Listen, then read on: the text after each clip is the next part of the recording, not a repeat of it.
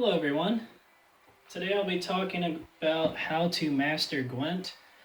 This is not to be confused with me telling you how to play Gwent. This is not a tutorial video. This is how to get really good at Gwent. I'm not going to claim to be a master, but I pretty much learned or taught myself how to play Gwent in about 2 days and then beat everyone in the game in only, I would say, a couple hours of gameplay. So mainly the reason I'm making this video is that I'm kind of confused why people have problems with Gwent and why they can't seem to beat individuals in the game. It's literally one of the easiest things you can do once you learn the basic mechanics. So I'm not going to be telling you how to, like what the rules of the game are, like in a tutorial. I'm just going to be telling you how to use the rules and the mechanics to your advantage. So let's go play Gwent. I'm at the Kingfisher here. Gonna play the Barkeep.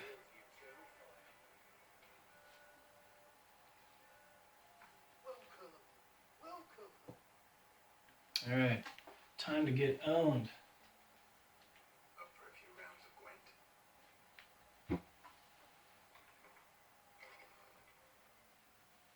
Alright, so just to briefly go through my deck, I really have no opinion on Scorch. I think it can be used well and poorly. I would advise not putting more than one in your deck. So obviously this is a deck building game, and one of the most important things you have to keep watch of is your number of special cards and your number of unit cards. So special cards, I think you should have close to all 10, right? Special cards are special. They have special abilities. Use them to your advantage. Number of unit cards, I wouldn't flood your deck with a ton of unit cards. In deck building games, it's not about building the largest deck. It's about making a deck as small as you possibly can so that you can access all the cards in it. So if you look on this left side, I have a ton of cards that did not make it into this deck because I didn't think they were worth it, and I didn't want duplicates of things. So it's not important to have the biggest deck. What's important is having a small enough deck that you can get to all the best cards quicker than if you had a bigger deck. So we're just looking at my deck now. Like I said, I'm a big fan of special cards. I love decoys. I put all 3 in there. Same with Commander's Horns. Commander's Horns, in my opinion, are probably the best card in the game, just in terms of its ability and the possibility of racking up so many points that your opponent just can't do anything with it. I'm always trying to access my Commander Horns. As you see, I have 1 of each weather card except Clear Weather. I don't need Clear Weather because I have Full Test in his, the leader card, his ability in that I can clear weather. So I don't need many weather cards. I don't need the Clear Weather card. I just rarely use them in general unless it's really advantageous in the moment. Obviously, you're going to have all your hero cards in the deck. It's best if hero cards have an ability.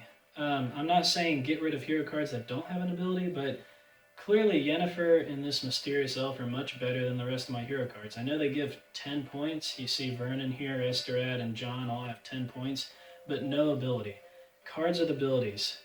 Really pay attention to those. Really consider putting them in your deck. Now, I have 2 catapults here because of their doubling point ability.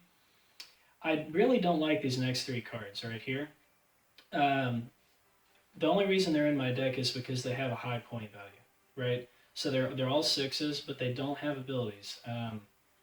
And as you see, I'm just going down the rest of my deck here.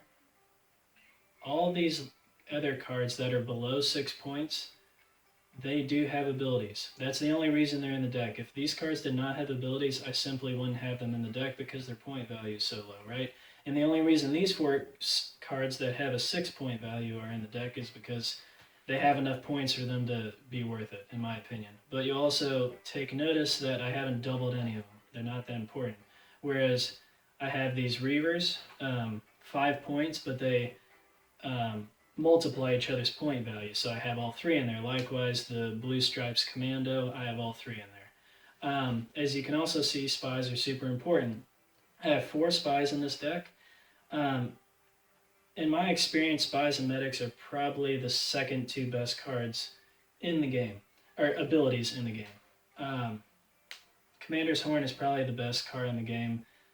Your ability to add cards to your deck with a spy, you really can't beat that ability. I mean, that is so important to deck building. You want to sift through your cards, through your deck, get the cards you want out of your deck, right? Because you only start with 10. And if you're just stuck with those 10 the entire game, that is a sad reality, right? I want 20 cards in my hand if I had the choice. And Medic's giving you the chance to get cards back from your discard pile, which is also extremely valuable. All right, enough of me talking. Let's get started.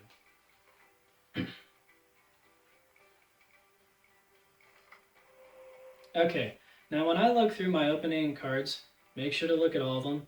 I keep my heroes in there just because their point values are so nice.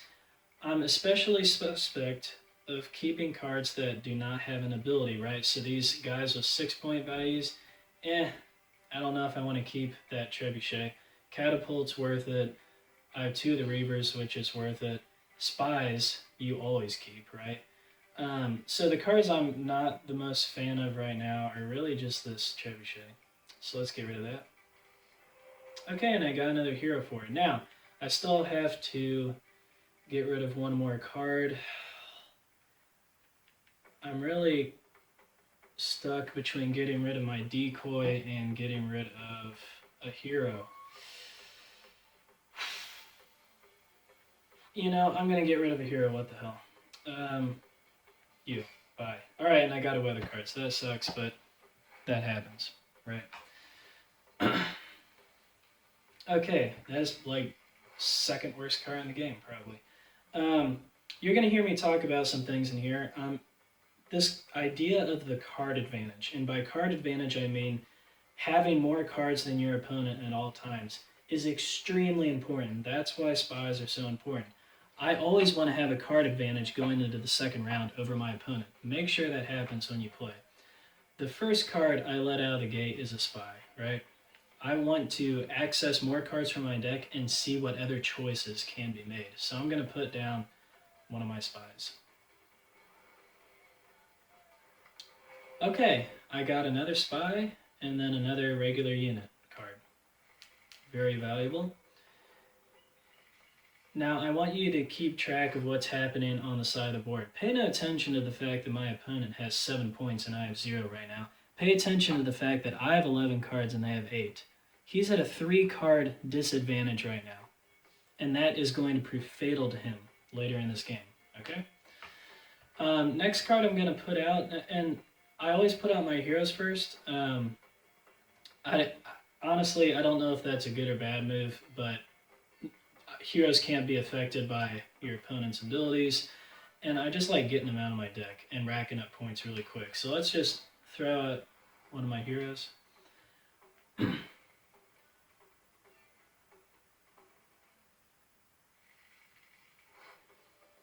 Okay. Now, I'm going to do the same thing again, put out a hero.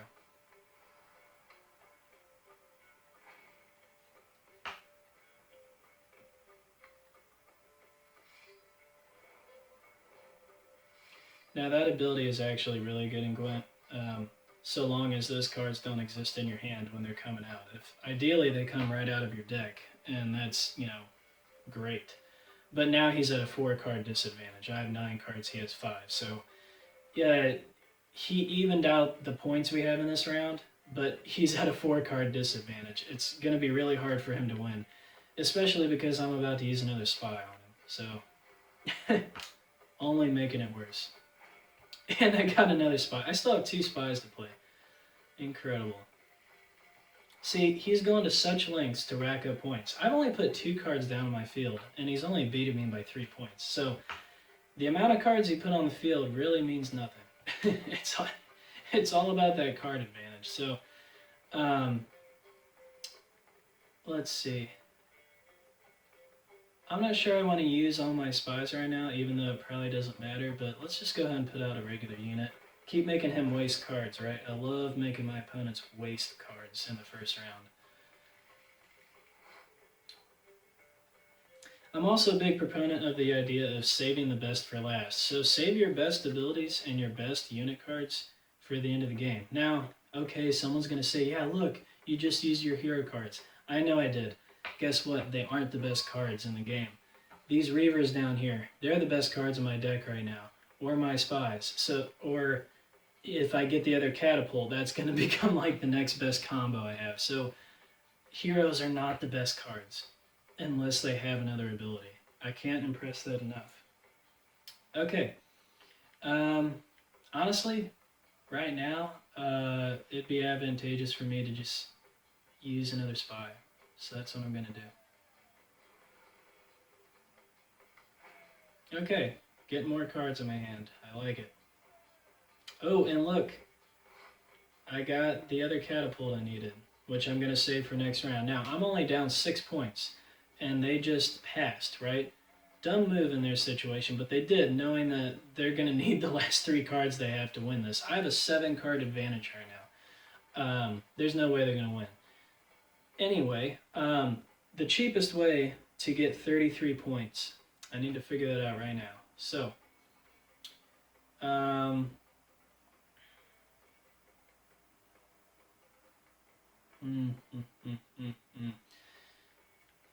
are a lot of ways I could do this, honestly. Honestly, I'm not really worried right now. I can pretty much do anything. So what I'm going to do is decoy that, and I'm going to use these guys and just take over. All right, good. There we go. I'm in a stable position. Another reason you want to always try and win the first round is, at least with the Northern Realms, I get another card to my deck, right? So the decisions I make are always dependent on how many cards I'm ending up with. So I just won the first round, and I have a 5-card advantage, and I have another spy left in my hand, right? Oh, and look, I just got another one of these blue stripe commandos. So there's really nothing they can do at this point, but let me go ahead and demolish them.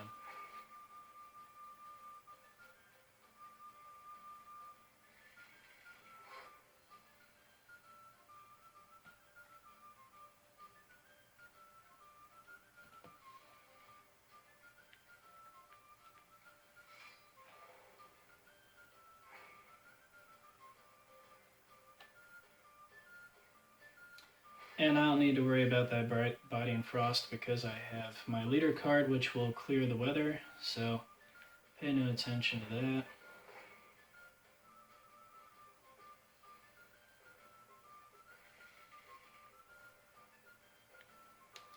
And despite my opponent's best efforts, I'm going to destroy him right now. Let me put my last spy out, get some more cards, right, use my medic, get a card back.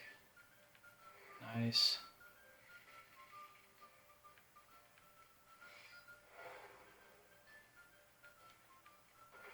It'd be nice if I had gotten a Commander Horn in this game. Literally my favorite card, but shit happens. It's alright. Now I'm going to use my leader card, get rid of that frost, and just completely demolish my opponent. There you go.